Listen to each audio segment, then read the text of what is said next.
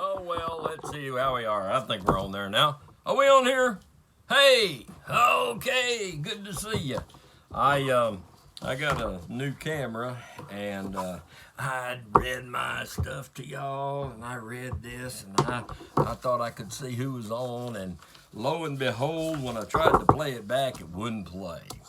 So I got a big old boatload of disappointment, but I'm going to do it again with this phone here like I've always done it, except I forgot to put the do not disturb on, so maybe, just maybe, we can do this without somebody calling and it clicking off, which I hope so. All right, let's see who's here. All right, there's Freddie and Ethan and Christian, and is that Josh? And Rehan and Ramey and John and Libby, Roshan, Caleb, and Tilly. Man, it's good to see y'all. I hope y'all are having a great day. Hope everything's going well for you. I've got a book here, and we're going to read some books. I went to the store today to try to find some more books. Went to a used bookstore. Well, not a used bookstore. It was a thrift store, but they have books in there.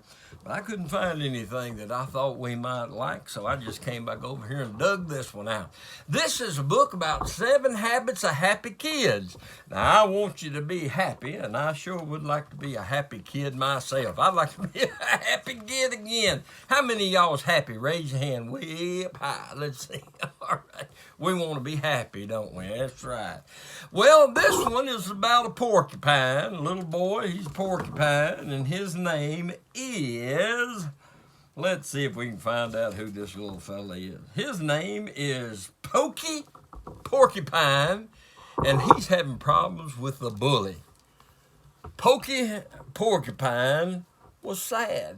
Now, how many of y'all know what a porcupine is? A porcupine is like a rabbit with spiked hair, except their spikes are hard and they stick up, and if you try to get a porcupine, them spines will stick in your hand, and it's a protective thing that they have. And so every time he walked by Biff Beaver, Biff made fun of him. Hey, Pokey, your quills look like a pile of toothpicks. He's making fun of him. And that hurt Pokey's feelings. He didn't like that. He was the only one in the school that had quills. He was the only one, and since that fellow was making fun of him, it just kind of got away with him. Pokey would go home and look in the mirror. Biff is right, thought Pokey. My quills are ugly. They're so ugly, I'm not going to school anymore. And he decided he'd just stay home because Biff was making fun of him and giving him a hard time. Well, his friends didn't want him to quit school. His friends tried to help. Why, I like your quills, said Goob Bear. They're spiky. He's being outlandish, said Sophie Squirrel. Out what? Said Sammy Squirrel. That means silly. He's being silly. There's nothing wrong with your quills. I think he's wide, said, I think he's wooed, excuse me. I better get my glasses fixed, said Tag-Along Allie the mouse. Tag-Along Allie is the little mouse, and she did. I don't think I like that, the way he's talking to you like that. You're a porcupine. You're supposed to have quills, said Jumper Rabbit. Just like I'm a rabbit, and I'm supposed to be bouncy. And the rabbit was bouncing around out there, just like a rabbit is supposed to do. So he's telling him, look, you're a porcupine, you're supposed to be spiky, just like I'm a rabbit, and I'm supposed to be jumpy. I'm going to be myself. That's what he was telling him to do. Pokey went for a walk in the meadow, and he thought about what his friends had said. He stopped, and he looked at his reflection in Cherry Creek. He got down and he looked at himself in the creek. He said, you know, these quills look pretty good. He wiggled his quills up and he wiggled his quills down, and they made a nice tinkly sound in the wind. They sparkled in the sun. Pokey decided that his quills weren't so bad after all. I like myself, he thought. I like myself just the way I am. So he went back to Mountainville Elementary School the next day. He went back to school, and when he walked in, old Biff said, "How come your quills poke out so far?" He's trying to make fun of him again, but this time Pokey's not going to listen to him. Pokey smiled and walked away. He's not going to let Biff ruin his day. He's just going to walk away and let it go. The next morning, Pokey decided he liked his quills so much he would show them off at school. All his friends gathered around him when he showed up, and they just thought his quills were the greatest things, and they complimented him. "I wish I had quills," said Biff. And all Pokey's friends were gathered around him, and he didn't feel so bad anymore. He didn't feel so bad about having quills because he had friends who were going to be his friend no matter what. And they didn't make fun of him. They accepted him just like he was. And isn't that a good thing, to accept somebody just like they may be different, but hey, we're going to accept them and we're going to be their friend. I'm going to be the best friend I can be. Well, I got another book here. It's Blaze and the Rootin' Tootin' Racetrack. Let's look at this one right quick. The Rootin' Tootin' Racetrack, Blaze the truck. One morning, Starla was showing Blaze and AJ some of the wildest tracks in the Wild West. "I reckon you really like this one," she shouted. "It's called Rodeo Ramp." The monster machines raced up the huge ramp and flew through the air. They're flying through the air and they're jumping around and doing what monster machines do best. "What a ride," laughed Blaze as he landed in a big haystack. "Hey, Blaze, where did Starla go?" asked AJ. Blaze spotted Starla's cowgirl hat on another haystack nearby. "There she is." Starla sneezed. "Hay flew everywhere." AJ saw something on the ground. "It looks like an old map," said Blaze. Starla was excited. "You mean like a treasure map?" "Yeah, but this map leads to something better than treasure," replied Blaze. "It leads to a racetrack." Oh, boy. "That's where the Bouncing Bull Racetrack is," exclaimed Starla. "They say it's the rootin' tootin'est, the tootin'est, wildest racetrack that ever was."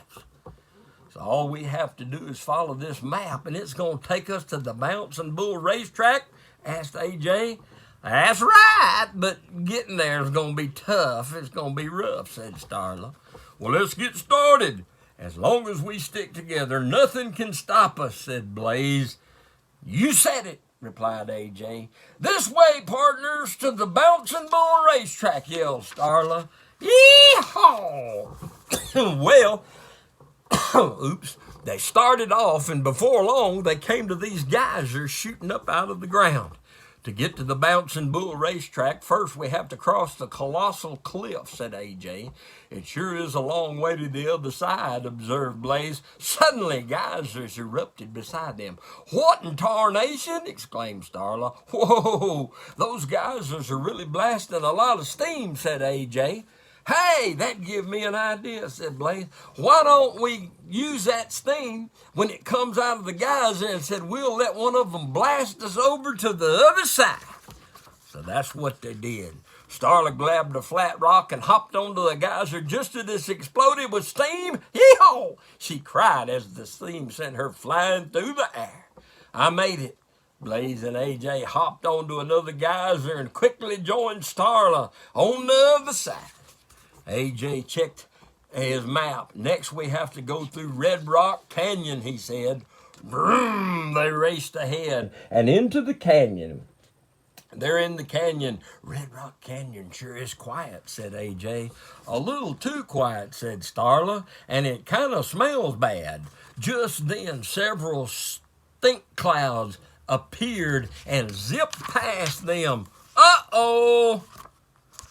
Something just blasted us with the stinky stink," cried Starla. "Uh-oh, it's the Skunk Brothers," said Blaze.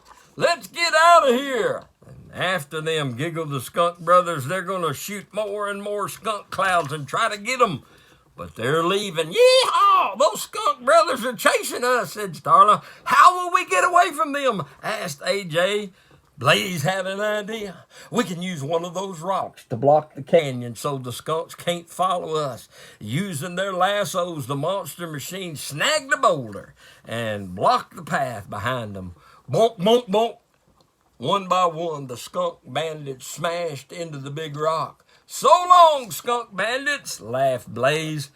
Bouncing Bull Racetrack, here we come, whooped Starla. We are on our way.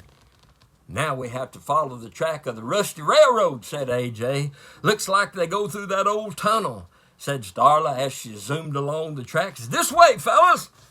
They're going through there, and Starla entered the tunnel and began to race up the elevated tracks, but she quickly slipped off. Gotcha, said Blaze, using his lasso to save his four-wheel friend. What will we do now, asked AJ. If we try to drive on these old tracks, we'll fall. These rails weren't meant for monster machines to ride on. We need a steam engine, said Blaze. A steam engine uses the power of boiling water to create steam. That steam pushes the engine against a set of pistons to the train, and we can go along the tracks. Blaze transformed into an engine. Oh, yeah, I'm a steam engine monster machine, he shouted. All aboard! The trio raced down the tracks and around the sharp turns. Soon they spotted the exit. As soon as they shot out of the tunnel, Blaze changed back into a monster machine. We made it to the end of the Rusty Railroad, AJ cheered. Sniff, sniff, do you guys smell something? Uh-oh, the skunk bandits have found us again. Their little stinkers are right behind us. How are we going to outrun them? Sounds like it's time for blazing speed, said Blaze. Let's blaze! And the monster machines left the pesky skunk brothers in their dust. Hopping hubcaps! There it is! The Bouncing Bull Racetrack, exclaimed Starla. Moo! Bellowed the big bull truck. Suddenly the racetrack began to buck, wiggle and bounce. Well, looks like the only thing left to do, giggled Starla, is to ride 'em, cowboy, she said. The monster machines raced and bumped around the track again and again. The Racing Bull Racetrack was one crazy idea, laughed Blaze. It's the wildest track in the wild, wild west, hollered Starla. Yee-haw! And they had a great, great time racing on that track. Well, I guess I better go. I'm about to lose my voice. But hey, it's good to be with you. I hope you guys have a great rest of the week. And I love you, and I will see you later on. Bye. Everybody wave. Bye. Bye. Come on now, wave. Everybody wave. Hey, bye. Hey, I'll see y'all next week.